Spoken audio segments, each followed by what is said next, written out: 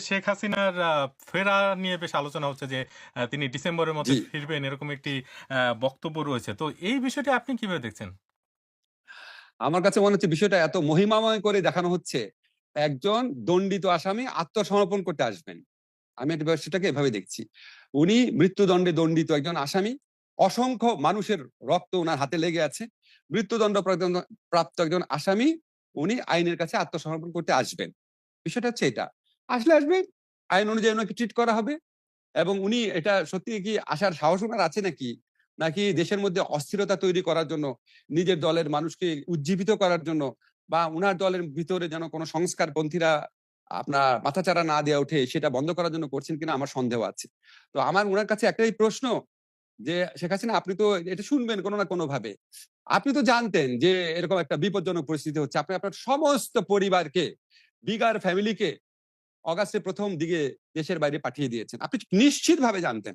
এবং আপনি যে ভারতে আসবেন এটাও ভারতকে অবহিত করা হয়েছিল। আপনি জানেন এগুলি সত্যি কথা। তো আপনি যে আওয়ামী লীগের অসংখ্য নেতাকর্মীকে, সাধারণ নেতাকর্মীকে এইভাবে বিপদে ফেলে আপনি চলে গেলেন, আপনি কি তাদেরকে ওয়ার্ন করেছিলেন? আপনি কি তাদের ওয়ার্ন করেছিলেন? আপনি কি তাদেরকে নিয়ে চিন্তা করেন? নাকি আপনি শুধু আপনি, আপনার পরিবার এবং আপনার সবচেয়ে কাছের যে গোষ্ঠী আছে শুধু তাদের কথাই চিন্তা করেন? দেশের চিন্তা করা তো দূরের কথা। আপনার কাছে তো সুযোগ ছিল। এত বড় একটা দল আপনার পক্ষে ছিল। আপনি অনেক ভালো, ভালো কিছু করতে পারতেন। তা আপনি যদি আত্মসমর্পণ করতে আসেন, আসেন। আমাদের সরকারের পক্ষ থেকে আমি বিএনপি সরকারের পক্ষ থেকে দেখলাম উনারা বলছে আপনার প্রতি ইনসাফ করা হবে, ন্যায় বিচার হবে। আমরাও আপনার প্রতি ন্যায় বিচার করার চেষ্টা করেছি। আমরা নিশ্চিত সাক্ষ্য প্রমাণের ভিত্তিতে যেটা জাতিসংঘের রিপোর্টের মধ্যেও যেটা উল্লেখ আছে, নিশ্চিত সাক্ষ্য প্রমাণের ভিত্তিতে বিচার হয়েছে। বারবার আমাদের একটা ছিল, সঠিক বিচার করতে হবে। সর্বোচ্চ আন্তরিকতা দিয়ে সঠিক বিচার করতে হবে। সঠিক বিচারে আপনার সাজা হয়েছে, আপনি এই সাজা ভোগ করতে চাইলে বা এই সাজাকে যদি আইনগতভাবে মোকাবেলা করার সুযোগ করতে চান, ইউ আর মোস্ট ওয়েলকাম। কিন্তু তিনি তো এই ভেরি ওয়েলকাম। আদালতের ব্যাপারে তার আপত্তির কথা জানিয়েছেন এবং তার যে আস্থা নেই সেটাও তো পরিষ্কারভাবে তিনি জানিয়েছেন। আমি তো মনে করি উনি দেশে ফিরে আসছে আদালতের প্রতি আস্থা না থাকলে ফিরে আসার কথা না। আস্থা না থাকলে কেউ কি নিজে মৃত্যুদণ্ড পেতে আসে নাকি? নিশ্চয়ই উনার আস্থা আছে। আস্থা আছে দেখে উনি আসার কথা চিন্তা করছেন। আরেকটি বিষয় সেটা হচ্ছে আপনাদের সময়েই হয়েছিল যে আওয়ামী লীগের রাজনৈতিক কার্যক্রম নিষিদ্ধ করা হয়েছিল। যে ঘোষণা আপনি নিজেই দিয়েছিলেন আইন উপদেষ্টা হিসেবে এবং বিএনপি সরকারও দেখা যাচ্ছে যে সেই নিষেধাজ্ঞা বহাল রেখেছে। কিন্তু কোনো বিশ্লেষক এটা বলার চেষ্টা করেন যে আসলে একটা রাজনৈতিক দলকে এভাবে নিষিদ্ধ রেখে সমস্যার সমাধান হবে না। আপনি বিষয়টা কিভাবে দেখেন? দেখেন পৃথিবীতে বিভিন্ন সভ্য দেশে আপনি ইউরোপে আছেন। ইউরোপে বহু দেশে বহু সংগঠন, বহু দল তাদের কার্যক্রম নিষিদ্ধ হয়, তাদের রেজিস্ট্রেশন নিষিদ্ধ হয়। আমরা তো আওয়ামী লীগকে নিষিদ্ধ করতে চাই নাই। আমরা কি ৫ই অগাস্টের পরে আমরা কি ৮ই অগাস্টের পরে করেছিলাম? যখন আপনার আওয়ামী লীগ নেত্রী ভারতের মাটির থেকে বসে বারবার আমাদেরকে আন্দোলনকারীদেরকে যারা জুলাই গণঅভ্যুত্থানকারী আছে তাদেরকে থ্রেট করছিল, তাদেরকে মেরে ফেলা হবে, তাদের বাড়িতে আগুন দেওয়া হবে, তাদেরকে প্রতিশোধ নেওয়া হবে। এরকম উস্কানিমূলক বক্তব্য একের পর এক দিচ্ছিল। এবং যখন আওয়ামী লীগের নেতাকর্মীরা বিভিন্ন জায়গায় ঝটিকা মিছিল করছিল, ঝটিকা কর্মসূচি করছিল, তখন এই গোটা পরিস্থিতি দেশের জন্য প্রচন্ড একটা অস্থিতিশীল পরিবেশ তৈরি করতে পারে বলে আমরা মনে করছিলাম। এবং উনি যে সমস্ত কথাবার্তা বলছিলেন তাতে আওয়ামী লীগের সাধারণ নেতাকর্মীদের জীবনও বা নিরাপত্তাও বিঘ্নিত হতে পারত বলে আমরা আশঙ্কা করেছিলাম। কারণ উনি তো একটা কথা বলে খালাস হয়ে গেল। কিন্তু এখানে যে ছেলেটা নামতেছে, এই যে উনার দুঃশাসনের ক্রোধের যে বহিঃপ্রকাশ আছে শেখ হাসিনাকে তারা পাচ্ছে না। হয়তো ওই ছেলেটার গায়ে হাত তুলবে। হয়তো ওই ছেলেটার বিরুদ্ধে মামলা দিবে। দেশের মধ্যে একটা অরাজক পরিস্থিতি সৃষ্টি হবে। এই সমস্ত কিছু বিবেচনা করে আমরা সাময়িকভাবে তাদের কার্যক্রম নিষিদ্ধ করেছিলাম। এবং আমাদের এই ডিসিশনটা যে কারেক্ট ছিল এটা তো বিএনপি যে আমাদের সিদ্ধান্ত কন্টিনিউ করছে এটার মধ্যে দিয়ে তো প্রমাণিত হচ্ছে। আপনি আমারে বলেন তো আজ পর্যন্ত তো আমরা যখন সরকারে ছিলাম কোনদিন এই যে দূতাবাস আছে, বিভিন্ন আন্তর্জাতিক প্রতিষ্ঠান আছে, মানবাধিকার প্রতিষ্ঠান আছে, এখানকার দূতাবাসগুলো আছে তাদের সাথে আমাদের কত বৈঠক হয়েছে। আমাদের তো কেউ বলে নাই যে আসলে আওয়ামী লীগের যে রাজনৈতিক কার্যক্রম নিষিদ্ধ করা হয়েছে এটা ঠিক না, এটা আপনারা উইথড্র করেন। কেউ তো আমাদের বলে নাই। আমাদের সাথে যতগুলা পলিটিক্যাল পার্টির সংলাপ হয়েছিল, তার মধ্যে আওয়ামী লীগের খুব ঘনিষ্ঠ মিত্ররাও ছিল। কেউ তো বলে নাই। এখন বিশ্লেষকরা হঠাৎ করে আপনার নবলব্ধ একটা ফ্রিডমতা বোধ থেকে উনারা বলতে পারেন, বাক স্বাধীনতা উনাদের। উনারা বলতে পারেন। তবে এটা মানে সরকার যদি উপলব্ধি করে সরকারের ব্যাপার। আমাদের সময় আমরা মনে করেছি দেশে স্থিতিশীল অবস্থা রাখা দরকার। একটা স্মুথ ট্রানজিশন অফ পাওয়ার দরকার। একটা রিপ্রেজেন্টেটিভ পার্লামেন্ট দরকার, একটা সুস্থ, সবল, সুন্দর পরিবেশে নির্বাচন দরকার। এটার জন্য আমাদের কাছে এসেনশিয়াল মনে হয়েছিল দেখে আমরা করেছিলাম। করতে পারি নাই। আমরা অনেক, অনেক, অনেক কাজে ব্যস্ত ছিলাম। তারপরে আমরা এখানে সর্বোচ্চ গুরুত্ব দিয়েছিলাম। কিন্তু কিছু ক্ষেত্রে আছে অনেক লাশ আপনি জানেন, অনেক গুম কমিশনের প্রতিবেদন সহ বিভিন্ন জায়গায় বেরোচ্ছে। অনেক লাশের পেট কেটে নদীতে ভাসিয়ে দেওয়া হয়েছিল। অনেক আনমার্কড গ্রেভ আছে যেখানে আমরা জানি না কোথায় কবর দিয়েছে। গুমের শিকার অনেক ব্যক্তি আছে যাদের এখনো কোনো খোঁজ নাই। সে যে মরে গেছে এটাও জানা যায় না। কাজে আমরা আপাত দৃষ্টিতে প্রায় ৯০০ জনকে পেয়েছিলাম। এই কাজ অব্যাহত ছিল। আমরা ডিএনএ টেস্ট করেও কিছু, কিছু ক্ষেত্রে আমাদেরকে সচেতন হতে হয়েছে, নিশ্চিত হতে হয়েছে। এখন আন্তর্জাতিক অপরাধ আদালতে যে চিফ প্রসিকিউটর বলেছে, আমি তার সাথে কোনো কন্ট্রাডিকশন দেখছি না। আমরা যেই তথ্য উদ্ঘাটনের কাজটা কন্টিনিউ করেছিলাম, সেটাতে যদি উনারা পুনরায় শুরু করেন, রিজিউম করেন, তাহলে এই নাম্বারটা আরো বাড়বে। বেড়ে গিয়ে এটা ১৪০০ হতে পারে, আরো বেশি হতে পারে। এখন আপনি যে ১৪০০ নাকি ৯০০, এটা একটা ব্যাপার। যদি ৯০০ হয়, ৯০০ মানুষকে একটা শাসক মারে কিভাবে? ৯০০ মারলে সেটাও তো গণহত্যা, সেটাও তো মানবতা বিরোধী অপরাধ। কাজে সংখ্যা এত ইম্পোর্টেন্ট হচ্ছে কেন? অপরাধটা অনেক বেশি ইম্পোর্টেন্ট হওয়া উচিত। সংখ্যা ১৪০০ বেশি হতে পারে। আপনি অন্তর্বর্তী সরকারের যুব ও ক্রীড়া মন্ত্রণালয়ের দায়িত্ব পালন করেছিলেন কিছুদিন এবং সে সময় নিরাপত্তাজনিত কারণে বাংলাদেশ ভারতে বিশ্বকাপ বর্জন করেছিল। কিন্তু বিএনপি সরকার আসার পরে দেখা যাচ্ছে সেই যে বর্জন সেটা নিয়ে তদন্ত কমিটি গঠন করা হয়েছে। তো এই কমিটির সঙ্গে কি আপনার কখনো আলাপ হয়েছে?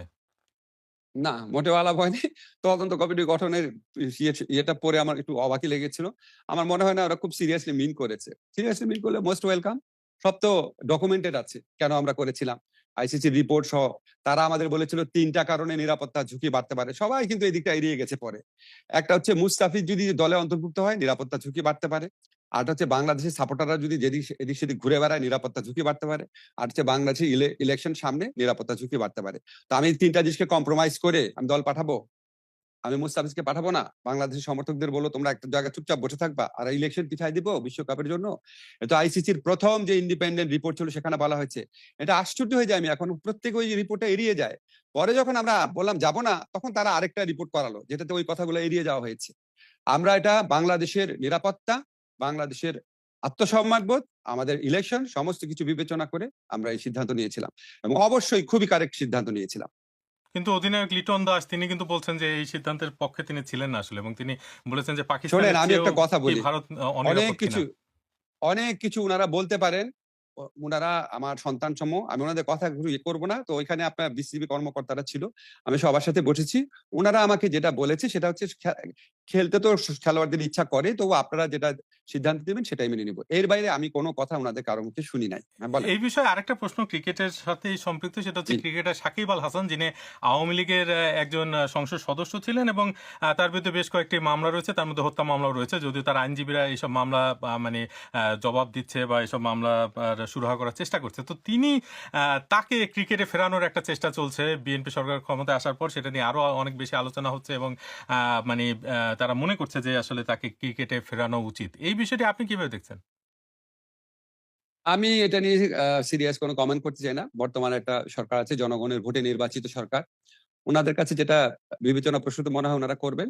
আমাদের সময়ে সাকিবের ফেরার ব্যাপারে ২ একবার কথা হয়েছিল। সাকিব নিজেও আমার সাথে কয়েকবার যোগাযোগ করেছিল। আমি ক্রীড়ামন্ত্রীকে বলেছিলাম।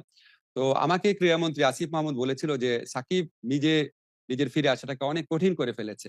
যে এই আপনার ৫ই অগাস্টের পরও সে যেরকম স্ট্যাটাস দিয়েছে বা যেরকম কথা বলেছে বা যেভাবে তার একটা মানে নিজে যে এই ফ্যাসিস্ট রেজিমের সাথে সমর্থক না বা এটা হচ্ছে যে ভিন্ন, এটা এক্সপ্রেস করার জন্য যে এরকম একটা অবস্থান নেওয়া দরকার ছিল সেরকম নেয় নাই।"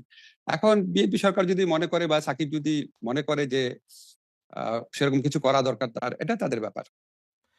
তবে তিনি আপনাকে একটা জিনিস বলে রাখি, জি। সাকিবকে আমি মনে করি সাকিবের মতো বড় প্লেয়ার বাংলাদেশের ইতিহাসে কখনো আসে নাই এবং এত বড় প্লেয়ারকে আমরা রাজনৈতিকভাবে আ যেটুক নিরপেক্ষ আশা করি, যতটুক আপনার মানবিক বোধসম্পন্ন আশা করি, যেরকম আপনার একটা আইডল হিসাবে তরুণ সমাজের সামনে দাঁড়াবে সেরকমভাবে আশা করি। দুঃখজনকভাবে সাকিবের মধ্যে সেগুলির অভাব আছে। সাকিব আল হাসান একটি অভিযোগও করেছেন সম্প্রতি এক সাক্ষাৎকারে, সেটা হচ্ছে যে তার বিরুদ্ধে যে মামলা সেটা ১ কোটি টাকা দিলে সেই মামলা থেকে তাকে মানে প্রত্যাহার করে নেওয়া হবে, এরকম একটি অফার নাকি তিনি পেয়েছেন। যদিও তিনি তার বিস্তারিত বলেননি, কিন্তু এরকম একটি অভিযোগ তিনি করেছেন এবং এই অভিযোগের সঙ্গে আসলে প্রথম আলোর একটা প্রতিবেদন অনুযায়ী যে জুলাই গণ অভ্যুত্থানে হতাহতের ঘটনায় সারা দেশে মামলা হয়েছিল ১,৮৬২টি এবং তাতে আসামি করা হয়েছিল ৩,২৭,৮৪১ জন। এবং আপনাদের মানে অন্তর্বর্তী সরকারের বিরুদ্ধে একটা অভিযোগ যে এত মানুষকে যে ঢালাওভাবে মানে আসামি করা হয়েছিল এবং অনেকে ভোগান্তি শিকার হয়েছেন, সেটা আসলে আপনারা ঠেকাতে পারেননি। তো এটাকে কি আপনাদের ব্যর্থতা মনে করেন? ধন্যবাদ আপনাকে। আপনাকে আমি বলি যে আওয়ামী লীগ আমলেও এরকম গায়েবী মামলা হতো, আমাদের আমলে গায়েবী আসামি হয়েছে।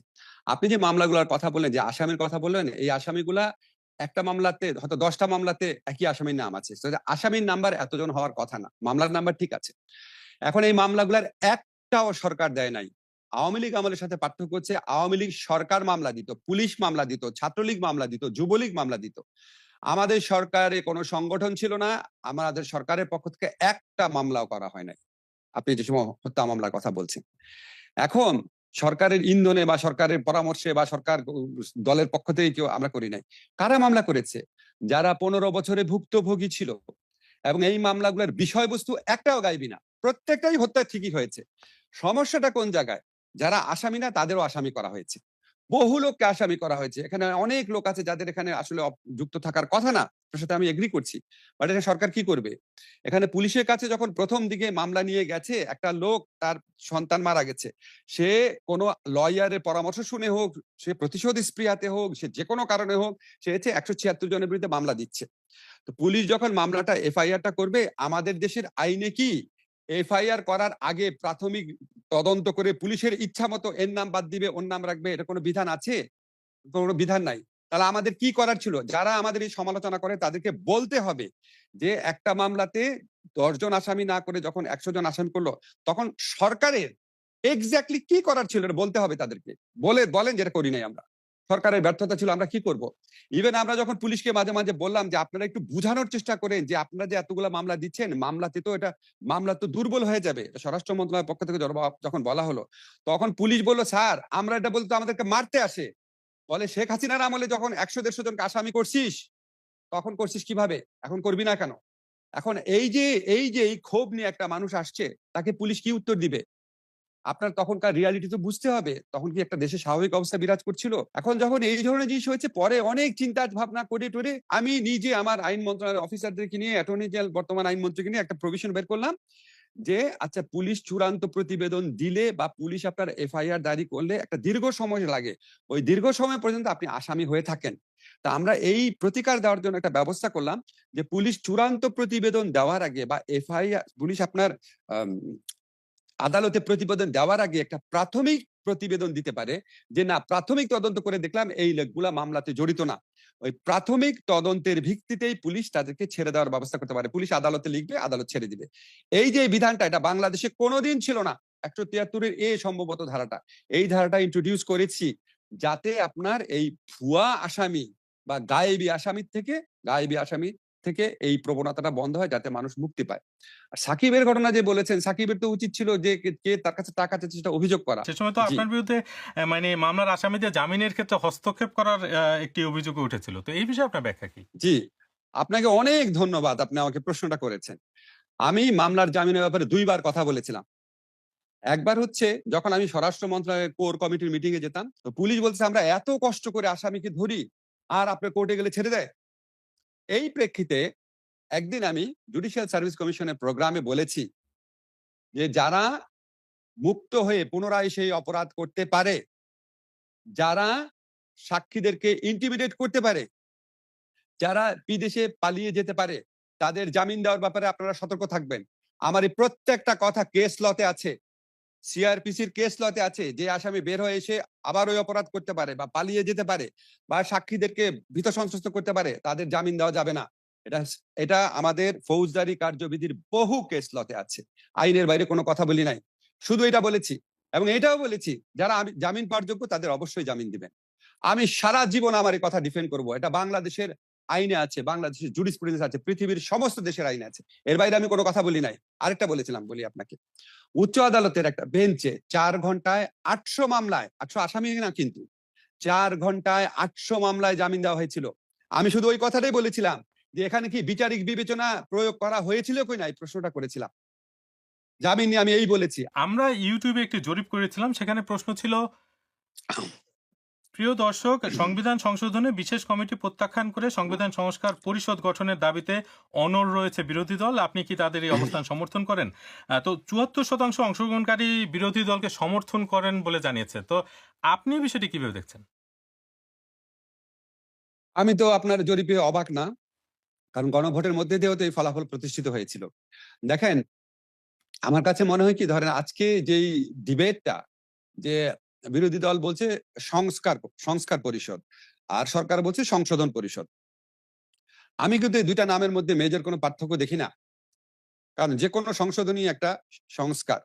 এবং যেকোনো সংস্কারই একটা সংশোধনী। মূল জায়গাটা হচ্ছে ফরমেটটা কি হবে? সংস্কারটা করবে কে? সংবিধান সংস্কার পরিষদ করবে নাকি সংবিধান সংশোধন কমিটি করবে? তা আমি মনে করি, যেহেতু গণভোটের রায়ের মাধ্যমে এসেছিল, এই জিনিসটা সরকারের পক্ষ থেকে আমি মনে করি আরো উদারভাবে দেখার সুযোগ ছিল, দেখা উচিত ছিল। সংবিধান সংস্কার পরিষদ গঠন করা হলে কোনো সমস্যা হতো না। যেটা সালাউদ্দিন ভাইরা বলার চেষ্টা করে, এটা সংবিধানে অলরেডি নাই। ঠিক আছে, উনার পয়েন্ট ঠিক আছে।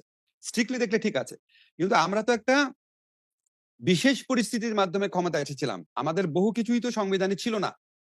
সংবিধানে যদি নাও থাকবো, তো সংবিধান সংস্কার পরিষদ গঠন করে পরে আপনার একটা সংবিধান সংশোধনীর মাধ্যমে সবকিছুই আপনার কারেক্ট করে ফেলা যেত। এর আগে আপনার বহুবার হয়েছে, যেমন আপনার জাস্টিস শাহাবুদ্দিন সাহেব যখন সুপ্রিম কোর্টের বাংলাদেশের প্রধান বিচারপতি থাকা অবস্থায় তত্ত্বাবধায়ক সরকার প্রধান হয়েছিলেন, এটা তো সংবিধানে ছিল না, আবার ওখানে ফেরত গেছেন। এটা আমরা সংবিধান কারেকশন করে করেছি। পরবর্তীকালে সংবিধান কারেকশন করে অ্যামেন্ডমেন্ট করে সংবিধান সংস্কার পরিষদের সমস্ত কিছু বৈধকরণ করা যেত। আমার কাছে এই ফরম্যাটের চেয়ে ইম্পর্টেন্ট হচ্ছে কন্টেন্ট। আলটিমেটলি সংবিধানে কি পরিবর্তন করা হচ্ছে? আলটিমেটলি যদি দেখা যায় যে জুলাই গণ অভ্যুত্থানকালে অন্তত যেসব বিষয়ে মতৈক্য ছিল, সেগুলি সবকিছু করা হয়েছে, এবং যেগুলি বিষয়ে মতৈক্য ছিল না সেগুলি ব্যাপারেও বিবেচনা করার চেষ্টা করা হয়েছে। আমি মনে করব এটাও একটা অগ্রগতি। হয়তো অনেকের প্রত্যাশিত মাত্রায় না, কিন্তু তারপরে সেটা একটা অগ্রগতি হবে। কিন্তু আপনারা যে এই যে ১.৫ বছর সময় নিয়ে যেসব সংস্কারের জন্য এত উদ্যোগ নিলেন, নানা রকমের অধ্যাদেশ আপনারা করেছেন। আপনার ক্ষেত্রে যদি বলি যে বিচার বিভাগের স্বাধীনতা নিশ্চিত করার লক্ষ্যে অন্তর্বর্তী সরকারের আমলে সুপ্রিম কোর্টের বিচারক নিয়োগের বিধান এবং স্বতন্ত্র সচিবালয় প্রতিষ্ঠার জন্য জারি করা অধ্যাদেশ, সেগুলো বাতিল করে দিয়েছে জাতীয় সংসদ। এবং এইভাবে আরো অনেক রকমের সংস্কার এখন ঝুলে যাচ্ছে। গণভোট যে রায়, সেই বাস্তবায়ন হচ্ছে না। তো আপনার কাছে কি মনে হচ্ছে না যে আপনি যে ১৫ বছরের কথা বারবার বলছেন, আপনি আবারও সেই ১৫ বছরের যে সিস্টেম ছিল সেই সিস্টেমে ক্রমশ ফিরে যাচ্ছে? যদিও একটি সরকার ক্ষমতায় এসেছে বিপুল জনসমর্থন নিয়ে এবং তাদের ২০০-র বেশি আসন রয়েছে, এবং তারা আসলে এই যে জুলাই গণঅভ্যুত্থান, তার থেকে রাজনৈতিকভাবে যদি চিন্তা করা হয়, সবচেয়ে বড় মানে সুবিধা যাদের হয়েছে সেটা হচ্ছে বিএনপি। তো তারা এরকম কেন করছে? আপনার কাছে কি মনে হয়? তারা এটা কেমন করছে ওদের জিজ্ঞেস করেন, তবে বাংলাদেশ আগের জায়গায় ফিরে যাচ্ছে না। আপনি দেখেন তো, বাংলাদেশে কি এখন গুম হয়? ডিজিটাল সিকিউরিটি অ্যাক্টে যে কোনো লোক গ্রেফতার হয়? বাংলাদেশে কি বাক স্বাধীনতা রুদ্ধ হয়েছে? বাংলাদেশে কি ভোটাধিকার ফেরত এসেছে? বাংলাদেশে কি ব্যাংক লুট হচ্ছে? বাংলাদেশে কি মেগা প্রজেক্টের মাধ্যমে মিলিয়ন মিলিয়ন ডলার ট্রান্সফার হচ্ছে? বাংলাদেশে কি আমরা কোনো রাষ্ট্রের স্বামী স্ত্রী সম্পর্ক এই ধরনের কথা বলছি? আমার দেশের নদীর মধ্যে দিয়ে অন্য রাষ্ট্রের জন্য রাস্তা বানাই দিচ্ছি? কিন্তু আপনি বাংলাদেশ যদি আগের আইনি জায়গায় ফিরে নাই। কাঠামোর এবং দিকে যান, যেমন গুম এবং মানবাধিকার কমিশন, ওই এই যাচ্ছি যে যাচ্ছি দুটো বিভিন্ন যাচ্ছি অধ্যাদেশ, যাচ্ছি এর দুটো তো বাতিল। যাচ্ছি যাচ্ছি আমরা যে আইনগত সংস্কার করেছি, আমার মন্ত্রণালয়ে হাত দিয়েই তো অধিকাংশ আইন হয়েছে। এর মধ্যে গুরুত্বপূর্ণ ধরেন ১৩৩টা সরকার ইয়ে করেছে, এর মধ্যে গুরুত্বপূর্ণ ধরেন ৪০টা আইন। ৪০টা আইনের মধ্যে ২০টা আইন বিএনপি রিটেইন করেছে। আপনাদের কাছে এগুলি ছোট আইন মনে হতে পারে, আমার কাছে ছোট আইন না। যেমন সিআরপিসির অ্যামেন্ডমেন্ট, যে কারণে গ্রেফতারকৃত ব্যক্তি অনেক সুরক্ষা পাবে যদি সত্যি এটা প্রয়োগ করা হয়। সিপিসির অ্যামেন্ডমেন্ট, মামলা দীর্ঘসূত্রিতা বন্ধ হবে। লিগ্যাল এইডের অ্যামেন্ডমেন্ট, কোর্টে না গিয়ে ডিসিশন পাবে, বিরোধ নিষ্পত্তি করতে হবে। ডিজিটাল বেইল বন্ড, অনেক কিছু করা হচ্ছে। শ্রম আইনের সংশোধন, শ্রমিক অধিকার রক্ষা করার জন্য। প্রকিউরমেন্ট অধ্যাদেশ করা হয়েছে সরকারি ক্রয় ব্যবস্থার স্বচ্ছতা প্রতিষ্ঠা করার জন্য। এরকম বহু আইন আছে বিএনপি গ্রহণ করেছে, যেটা গ্রহণ করেছে এটা মানুষ দেখে না। কিন্তু যেটা সরকারের স্বচ্ছতা জবাবদিহিতা বেশি প্রতিষ্ঠা পাবে, সেগুলি বিএনপি গ্রহণ করে নাই। আপনি কারেক্ট। সচিবালয় আইন বাতিল করা, তারপরে সুপ্রিম কোর্ট বিচারক নিয়োগ অধ্যাদেশ বাতিল করা, মানবাধিকার আইন বাতিল করা, গুম অধ্যাদেশ বাতিল করা অবশ্যই দুঃখজনক, অবশ্যই হতাশাজনক। কিন্তু আমি যখন ওনাদের সাথে কথা বলেছি, আমার দুঃখবোধ থেকে আমি যে অ্যাসুরেন্সটা পেয়েছি যে মানবাধিকার আইন এবং গুম আইন কিছু কিছু পরিবর্তন করে তারা গ্রহণ করবেন। আর আমি যেটা জানি যে সুপ্রিম কোর্ট সচিবালয় আইনের ব্যাপারে এটা এটা নিয়ে কিছুটা ভিন্ন মত আছে, তারা এটা নিয়ে তারা ভাববে। এখন আমি দেখি মানবাধিকার আর গুম আইন যদি বাংলাদেশে ভালো না হয়, এর চেয়ে তো বেদনা দেওয়ার কিছুই হইতে পারে না। এইটা আমরা আমরা এই গুমের আন্দোলন থেকে আপনার এই শেখ হাসিনার বিরোধী আন্দোলনের যে সূচনা হয়েছে, তার একটা ইয়ে ছিল মায়ের ডাকের সংগ্রাম, গুমের পরিবারদের কান্না। তো এটা আমি বিশ্বাস করি না বিএনপির পক্ষে এই অধ্যাদেশ করা সম্ভব হবে না। হ্যাঁ, তারা আমাদের আইনের চেয়ে একটু ডাইলুট করতে পারে। আমি আপনাকে বুঝায় বলি। ধরেন আমলে যে মানবাধিকার আইনটা, ধরেন সেটার যদি মান থাকে ধরেন ১, ধরেন আমরা এটাকে বাড়িয়ে করেছিলাম ৫। এখন বিএনপি অধ্যাদেশ করে ৫ থেকে নেমে ৩ এ আসবে। কিন্তু বিএনপি ১ এ ফিরে যাবে না। এটা হচ্ছে আমার কনফিডেন্স। এখন আপনি বলতে পারেন, আপনি শোপেনহাওয়ারের মতো দেখতে পারেন যে ১ এর থেকে মানটা ৩ এ নিয়ে গিয়েছে, তাহলে ২ বেড়েছে। এভাবে দেখতে পারেন। আবার আমাদের আমলে করা ৫ এর থেকে নেমে ৩ হয়েছে, ২ কমেছে, এটাও দেখতে পারেন। কিন্তু ২ টাই তো সত্যি। ১ এর থেকে যদি ৩ হয়, আমি মনে করি সেটাও অগ্রগতি। কিন্তু যথেষ্ট মাত্রায় না। যে যথেষ্ট মাত্রায় অগ্রগতির জন্য আমাদের যে বেঞ্চমার্ক, সেই বেঞ্চমার্ক গুলা আমরা অন্তর্বর্তীকালীন সরকারের অধ্যাদেশে তৈরি করে দিয়ে গেছি। আমাদের একটা দলিল থাকলো, এটার ভিত্তিতে আমরা ভবিষ্যতেও আমাদের আন্দোলন সংগ্রাম করতে পারবো যে না, আরো ইমপ্রুভ করতে হবে। এটাও একটা অ্যাচিভমেন্ট আমি মনে করি। আরেকটি বিষয় আপনার কাছে জানতে চাইবো। তার আগে আ আমাদের দর্শকদের একটি প্রশ্ন নেই। তার নাম নিতু আক্তার। তিনি ঢাকা বিশ্ববিদ্যালয়ের একজন জি। শিক্ষার্থী। স্যার, জুলাই গণঅভ্যুত্থানের পরে আমরা আসলে আপনাকে রাষ্ট্রের খুব গুরুত্বপূর্ণ জায়গায় বসিয়েছিলাম। তো সেই জায়গায় থেকে আপনার উচিত ছিল রাষ্ট্রের গুণগত পরিবর্তন করা।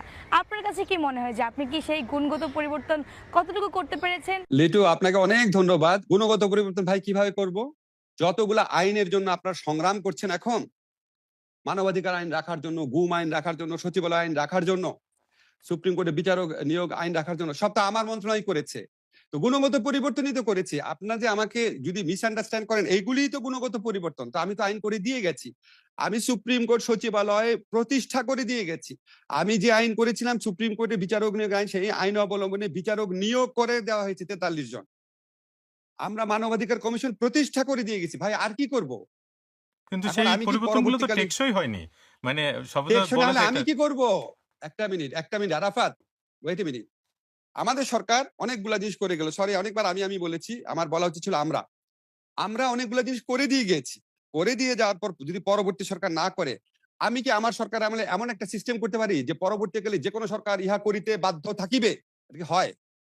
কিন্তু একটা বিশেষ এটা কি হয়? পরিস্থিতিতে তো অন্তর্বর্তী সরকার গঠন আরেকটা করা ব্যাপার। হয়েছে এবং সেই বিশেষ পরিস্থিতিতে এক্সাক্টলি। একটা জায়গায় বলা হচ্ছে যে ১০৬ অনুচ্ছেদ যেটা সংবিধানে, সেই অনুচ্ছেদ অনুযায়ী তো চাইলে আপনারা এই জায়গাগুলোতেও অনেক রকমের সমাধান খুঁজতে পারতেন আরকি, এবং সেই সমাধানটা না খুঁজে একটা রাজনৈতিক দলের উপর নির্ভর করা, যে রাজনৈতিক দল আসলে এগুলা রাখবে আচ্ছা, কিনা ওয়েট, সেই ওয়েট। নিশ্চয়তা আসলে কি আপনাদের সমাধান? আচ্ছা কোনোভাবে ছিল না। আরাফাত ১ মিনিট। আরাফাত ১ মিনিট। কি সমাধান করতাম? যে সংবিধান সব চেঞ্জ করে যেমন দিয়ে এই চলে যেতাম? এই গণভোট যদি আগে করা হতো, যেটা কিছু রাজনৈতিক দল প্রস্তাব করেছিল যে গণভোট আগে করা, সংবিধান সংস্কার পরিষদ সেটা আগে করে তারপরে এই পরিবর্তনগুলো করা যেত কিনা? হ্যাঁ, তো করলাম। করার পর আবার বিএনপি ক্ষমতায় জিতে আছে, সবগুলা ইয়ে করে দিত, বাদ দিয়ে দিত। আপনি কি করতেন? আমরা তো আইনও করেছি। আমরা তো মানবাধিকার আইন করেছি, গুম আইন করেছি, সবই করেছি। বাদ দিয়ে দিয়েছি। ইলেক্টেড একটা গভর্নমেন্ট 2/3 মেজরিটি নিয়ে এসে যদি বলে ওরা যেগুলি করেছে এগুলি সব বাদ। আপনি কি করতে পারেন? আমি কি করতে পারি? আপনি আমার সেক্ষেত্রে অন্তর্বর্তীকালীন সরকার কি করতে পারে? সেক্ষেত্রে এই প্রশ্নটা তো আসে আর যে তাহলে জুলাই গণঅভ্যুত্থান যেটা হয়েছে, যেখানে এই তো শত শত তরুণের প্রাণ গেল, আপনারা সবকিছু মানে সবকিছু ঝুঁকি নিয়ে তারপরে এই আন্দোলনে অংশ নিলেন, তাহলে এই আন্দোলন থেকে আসলে অর্জনটা কি হচ্ছে আপনার? সবই যদি আপনারা যা অনেক করেছেন সবই অর্জন আবার ফেরত হয়েছে, যায়। অনেক। দাঁড়ান। এই আন্দোলন থেকে কি অর্জন হয়েছে আপনি দেখতে চান? সংসদের দিকে তাকান। সংসদে নাহিদ আক্তার, হাসনাতরা যখন কথা বলে, সে কথাগুলো শুনেন। বাংলাদেশে কোনোদিন সংসদের দিকে মানুষ তাকাতো? বাংলাদেশের মানুষ ভোটাধিকার ফেরত পেয়েছে। বাংলাদেশে গুমের অবসান হয়েছে। বাংলাদেশে বাক স্বাধীনতা বহু গুণে বৃদ্ধি পেয়েছে। বাংলাদেশে সুযোগের সমতা বৃদ্ধি পেয়েছে। এসব কোটা-ফোটা এগুলি চিরতরে বিলুপ্ত হয়েছে। বাংলাদেশে কোনো শাসককে জনগণের প্রতি তুচ্ছ তাচ্ছিল্য করার যে সংস্কৃতি, সেটা শেষ হয়েছে। কিন্তু গণভোট যেটা করা হয়েছে এবং সেই গণভোটে তো ৭০% মতো মানুষ সংস্কারের পক্ষে মানে রায় দিয়েছে, এবং সেই সংস্কারগুলো কি ছিল সেটা সুনির্দিষ্টভাবে আপনারা করে দিয়ে গেছিলেন। তো এরকম একটা গণভোট না মানলে একটা রাজনৈতিক দল, সেক্ষেত্রে আসলে কি হতে পারে? সেটা তো কি হতে পারে, আপনি অনেক কিছু বলতে পারেন। ধরেন একটা ১ম কথা হচ্ছে আমরা আগে দেখি কতটুকু মানে, কতটুকু মানে না। ১ম কথা হচ্ছে এটা দেখি, তারা তো বলছে তারা তাদের মতো করছে। 2nd কথা হচ্ছে যেটুকু মানে না সেটার জন্য জনগণের আন্দোলন সংগ্রাম চলবে। আর হচ্ছে যেটুকু মেনেছে সেটুকু আমাদের অগ্রগতি হিসাবে ধরে নিতে হবে। এটা তো সে সরকার তখন শাসনতান্ত্রিক সংস্কারের প্রসঙ্গে বলছে। আর অধ্যাদেশ দিয়ে যে সংস্কারগুলো হয়েছে আমি তো আপনাকে বললাম, এট লিস্ট 50% এই সরকার রিটেইন করেছে। সেটা অবশ্যই অর্জন। এখন আপনি যদি মানে আমি বারবার তো এটা বলি আপনাকে, আমরা যখন আপনাদের মতো মানে সরকারে যাইনি, মনে হলো এটা করে না কেন, ওইটা করে না কেন, এটা করে না কেন? সেই পার্সপেক্টিভ মনে রেখেই বলছি, আমরা কি করি নাই সেটা বলেন। আপনি যদি কাজের কোয়ান্টিটি বলেন, ১৬ ঘন্টা ১৮ ঘন্টা কাজ করেছি। কাজের কোয়ালিটি বলেন, আমি আপনাকে এই প্রকাশ্যে বললাম, আপনারা একটা জায়গায় উদাহরণ দেখান। একটা সরকার ক্ষমতা আসার ১৬ মাসের মধ্যে এতগুলা আইনগত অ্যামেন্ডমেন্ট করেছে, এতগুলা প্রাতিষ্ঠানিক অ্যামেন্ডমেন্ট করেছে, এতগুলা ডিজিটালাইজেশনের কাজ করেছে। আপনি কম্পেয়ার করে দেখান কোথাও। আপনি বলেন না যে আমাদের আমলে যে ঈদের সময়ে যাত্রীরা যে যেত, রুটিন কাজের উদাহরণ দেখেন। ঈদের সময় যে যাত্রীরা বাধিতে যেত, বাংলাদেশের নিকট ইতিহাসে কোন সময় এত নির্বিঘ্নে গিয়েছে? আমাদের সময় যে হজ ব্যবস্থাপনা, বাংলাদেশের কোন সময় হজ ব্যবস্থাপনা এত ভালো ছিল? আমাদের সময় যে চিটাগাঙে জলবদ্ধতা দেখছেন, আমাদের সময় তো জলবদ্ধতাও হয়েছে দেখিনি আমরা। আমরা তো রুটিন ফাংশনেও ভালো করেছি। এখন আমরা মিডিয়াতে আমরা আমাদের তো দল নাই, আমাদের সুবিধাভোগী শ্রেণী আমরা তৈরি করে দিয়ে যাই নাই। এখন যারা সমালোচনা করা তারা গণহারে করে দিয়ে যাচ্ছে।